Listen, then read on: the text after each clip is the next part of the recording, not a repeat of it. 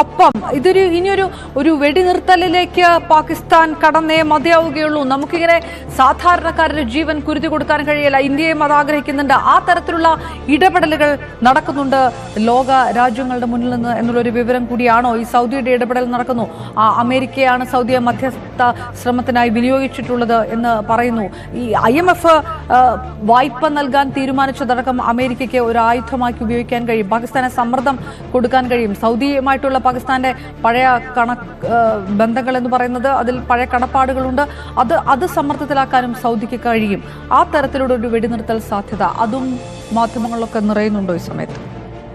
അത്തരം നീക്കങ്ങൾ നടക്കുന്നുണ്ട് അപർണ. കാരണം വൈറ്റ് ഹൗസിന്റെ പ്രതികരണം വന്നിട്ടുള്ളത് ഈ പ്രശ്നം ഒഴിവാക്കാൻ ഇടപെടുമെന്ന പ്രതികരണമാണ് വൈറ്റ് ഹൗസിന്റെ ഭാഗത്ത് നിന്ന് വന്നിട്ടുള്ളത്. മാത്രവുമല്ല, രണ്ടു രാജ്യവും സുഹൃത്തുക്കളാണെന്ന പ്രതികരണമാണ് വൈറ്റ് ഹൗസ് നടത്തിയിട്ടുള്ളത്. വൈറ്റ് ഹൗസിൽ പ്രസ് സെക്രട്ടറിയുടെ പ്രതികരണമാണ് വന്നിട്ടുള്ളത്.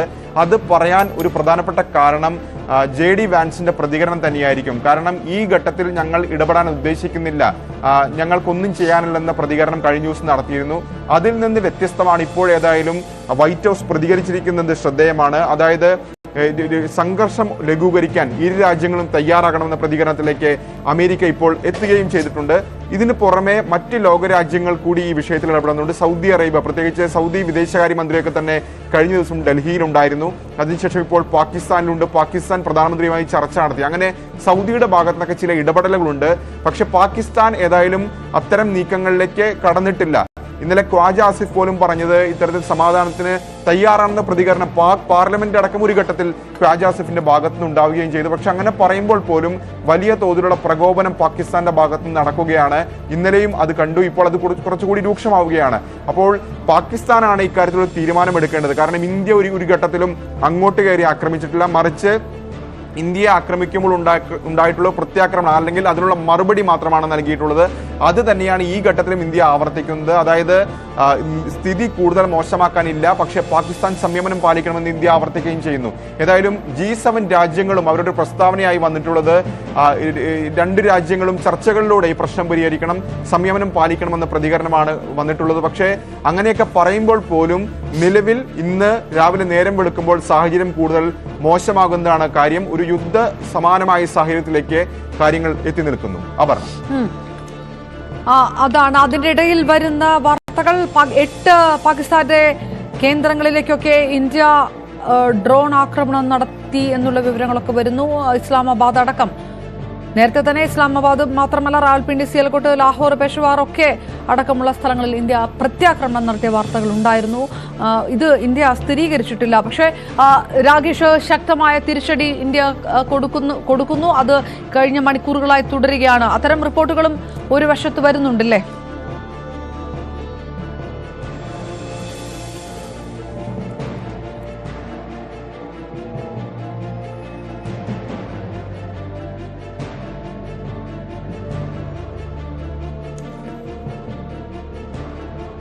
അതിനിടയിൽ രജൌരിയിൽ നിന്ന് വരുന്ന വാർത്തകൾ ഒട്ടും ശുഭാവഹമല്ല.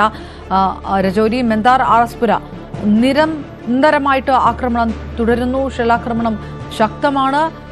3 പേർ കൊല്ലപ്പെട്ടിരിക്കുന്നു. അതാണ് വരുന്ന വാർത്ത. നേരത്തെ നമ്മൾ കണ്ടതാണ്. ജമ്മു കാശ്മീർ സർവീസ് അഡ്മിനിസ്ട്രേഷൻ ഓഫീസറാണ് കൊല്ലപ്പെട്ടതായിട്ടുള്ള വാർത്ത വന്നത്. ഇപ്പോഴും പാക് ആക്രമണം തുടരുന്നു. മെന്ദാറിലും ആർഎസ്പുരയിലുമൊക്കെ ആക്രമണം തുടരുകയാണ്. നേരത്തെ ശ്രീനഗറിലേക്ക് വന്ന പാകിസ്ഥാന്റെ ജെറ്റുകൾ ഇന്ത്യ തകർക്കുകയും ചെയ്തിട്ടുണ്ട്.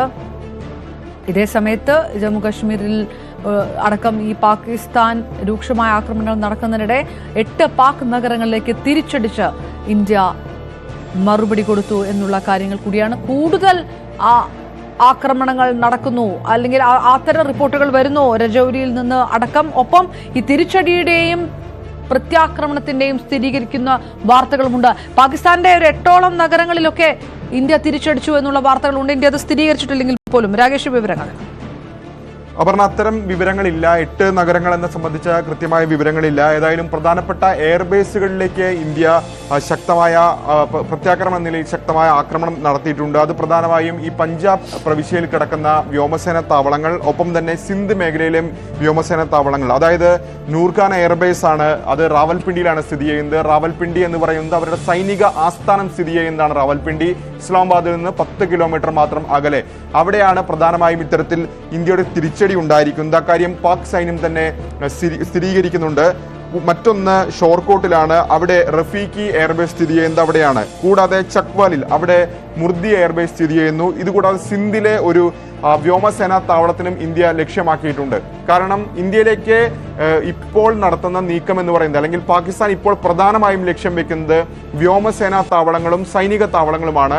അപ്പോൾ അതനുസരിച്ചുള്ള മറുപടി ഇന്ത്യ നൽകുന്നു എന്ന് വേണം ഇതിൽ നിന്ന് കാണാൻ. അതുകൊണ്ടാണ് വ്യോമസേനാ താവളങ്ങൾ തന്നെ ലക്ഷ്യം വെക്കുന്നത്. ഇപ്പോൾ നമ്മൾ ഈ പറഞ്ഞ 4 പേരുകളിൽ 3 എണ്ണം എന്ന് പറയുന്നത് പഞ്ചാബ് പ്രവിശ്യയിൽ സ്ഥിതി ചെയ്യുന്ന വ്യോമസേനാ താവളങ്ങളാണ്. പഞ്ചാബ് പ്രവിശ്യയാണ് ഇന്ത്യയോട് ഏറ്റവും ചേർന്ന് കിടക്കുന്ന പാകിസ്ഥാനിലെ പ്രദേശങ്ങൾ. പ്രത്യേകിച്ച് Nur Khan airbase, Rafiqui airbase, മുരിദ് airbase, ഈ 3 എയർബേസുകളും ഇത്തരത്തിൽ ലാഹോറിനോട് ചേർന്ന് അല്ലെങ്കിൽ പഞ്ചാബ് പ്രവിശ്യയോട് ചേർന്ന് കിടക്കുന്ന പ്രദേശങ്ങളാണ്. അവിടെയാണ് ഇപ്പോൾ ഏതായാലും അത്തരത്തിലുള്ള നീക്കം ഇന്ത്യയുടെ ഭാഗത്തുനിന്നുണ്ടായിട്ടുള്ളത്. കാരണം ഈ ഏതെങ്കിലും തരത്തിൽ നീക്കങ്ങൾ ഉണ്ടാവുകയാണെങ്കിൽ, വ്യോമസേനയുടെ ഭാഗത്ത്, പാക് വ്യോമസേനയുടെ ഭാഗത്ത് നീക്കങ്ങൾ ഉണ്ടാവുകയാണെങ്കിൽ ആദ്യം ഈ എയർബേസുകളായിരിക്കും നീക്കം ഉണ്ടാവുക. അതുകൊണ്ട് തന്നെയാണ് ഇത്തരമൊരു തിരിച്ചടി സൈനിക താവളങ്ങൾക്ക്, വ്യോമസേനാ താവളങ്ങൾക്ക് നേരെ ഇന്ത്യ ഇപ്പോൾ നടത്തിക്കൊണ്ടിരിക്കുന്നത്.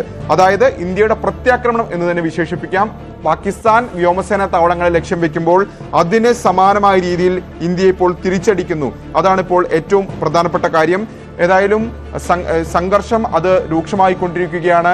പാകിസ്ഥാൻ പ്രത്യേകിച്ച് ഈ നേരങ്ങളിലൊന്നും തന്നെ കഴിഞ്ഞ ദിവസങ്ങളിൽ ആക്രമണം നടത്തിയിട്ടില്ലെങ്കിൽ ഇപ്പോൾ അതല്ല സാഹചര്യം.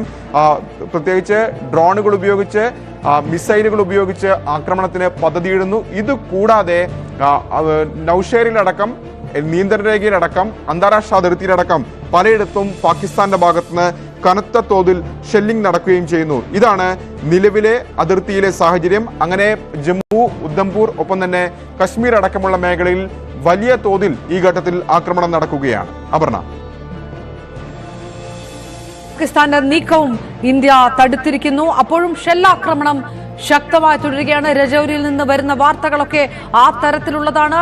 നേരത്തെ 100ഓളം ഡ്രോൺ ആക്രമണങ്ങൾ ജമ്മുവിൽ നടത്തിയപ്പോൾ അത് മുഴുവൻ പ്രതിരോധിക്കാൻ ഇന്ത്യക്ക് കഴിഞ്ഞു. പക്ഷേ പാകിസ്ഥാനിലെ ഫിറോസ്പൂരിൽ ഡ്രോൺ പതിച്ചു, വലിയ തരത്തിലുള്ള നാശനഷ്ടങ്ങൾ ഉണ്ടായി. നേരത്തെ അമൃത്സറിൽ നിന്നും ആ തരത്തിലുള്ള വാർത്തകൾ വരുന്നു. കനത്ത ജാഗ്രതാ നിർദ്ദേശങ്ങളൊക്കെ അതിർത്തി സംസ്ഥാനങ്ങളിൽ പ്രഖ്യാപിക്കുകയും ചെയ്തിട്ടുണ്ട്. രാജസ്ഥാനിലും പഞ്ചാബിലും ഹരിയാനയിലുമൊക്കെ. കൂടുതൽ അപ്ഡേറ്റുകളിലേക്ക് വരാം. രഞ്ജിത്ത് രാമചന്ദ്രൻ ചേരും.